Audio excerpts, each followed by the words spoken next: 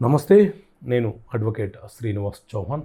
మిత్రులారా, మన నిత్య జీవితంలో ప్రతి చర్య కూడా చట్టాలకి అవినాభావ సంబంధం కలిగి ఉంటుంది. కాబట్టి చట్టాల మీద అవగాహన పెంపొందించుకోవడం ఎంతో అవసరం. ఈ వీడియోలో మనము ఎవరైనా ఒక వ్యక్తి అప్పు తీసుకొని తిరిగి చెల్లించకపోతే మనము అతని మీద కేసు ఫైలు చేశాము. ఫైలు చేసిన తర్వాత న్యాయస్థానం తీర్పు ఇచ్చాక ఆ తీర్పును అమలుపరిచే క్రమంలో బాకీ తీసుకున్న వ్యక్తి ఎవరి మీద అయితే కేసు వేశామో ఆ వ్యక్తి కనుక మరణిస్తే మనకు డబ్బు వచ్చే అవకాశం ఉంటుందా అనే అంశం గురించి తెలుసుకునే ప్రయత్నం చేద్దాం. సో మిత్రులారా, మన దేశంలో సివిల్ ప్రొసీజర్ కోడ్ సిపిసి అనే చట్టం ఉంది.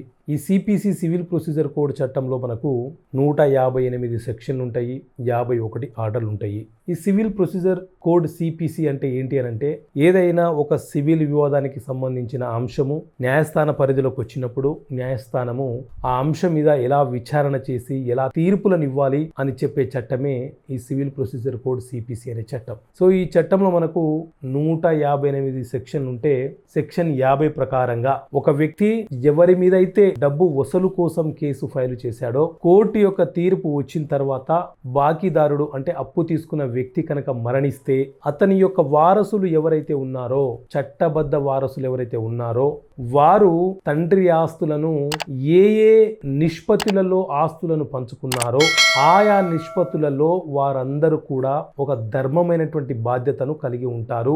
ఆ బాధ్యత ఏంటి అని అంటే, తండ్రి చేసిన అప్పులను కూడా తీర్చే బాధ్యత వాళ్ళకు ఉంటుంది. అదే విధంగా న్యాయస్థానము ఇచ్చినటువంటి తీర్పుని ఆ యొక్క లీగల్ హెయిడ్స్ చట్టబద్ధమైనటువంటి వారసులు ఎవరైతే ఉన్నారో వారి మీద అమలు పరచడానికి మనకు న్యాయస్థానము చట్టము కూడా సపోర్ట్ చేస్తుంది. ఒకవేళ కేసు నడుస్తున్న క్రమంలో ఎవరి మీద అయితే కేసు వేశామో ఆ వ్యక్తి కనుక మరణిస్తే అతని యొక్క వారసులు ఎవరైతే ఉన్నారో వాళ్ళని మనము అగైన్ పార్టీగా యాడ్ చేసి పార్టీగా చేర్చి తిరిగి న్యాయస్థానం నుంచి వాళ్ళకు నోటీసులు సర్వ్ చేసి సమన్స్ సర్వ్ చేసి కేసు యొక్క ట్రయల్ ని కొనసాగించే అవకాశం మనకు ఉంటుంది. కానీ తీర్పు వచ్చాక మాత్రం అప్పు తీసుకున్న వ్యక్తి చనిపోయినా ఆ యొక్క వారసులు బాధ్యతగా తీసుకొని ఆ అప్పుని తిరిగి చెల్లించాలి. చెల్లించలేని పక్షంలో వారి మీద మనము న్యాయస్థానం ఇచ్చినటువంటి తీర్పుని అమలు పరిచే హక్కును కలిగి ఉంటాము. ఒకవేళ ఎవరైనా ఆ డిగ్రీని మేము అమలు చేయము, ఆ డిగ్రీని పట్టించుకోకుండా నిర్లక్ష్యం వహిస్తే న్యాయస్థానం వారికి సివిల్ జైలుకు పంపించే అధికారాన్ని కూడా కలిగి ఉంటుందన్న విషయాన్ని గుర్తుపెట్టుకోవాలి. కాబట్టి ఒక వ్యక్తి అప్పు చేస్తే దాన్ని తీర్చడానికి చట్టబద్ధంగా వారసులు కూడా బాధ్యులవుతారు.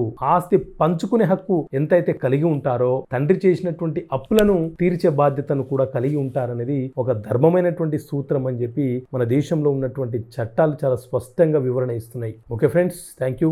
జై హింద్.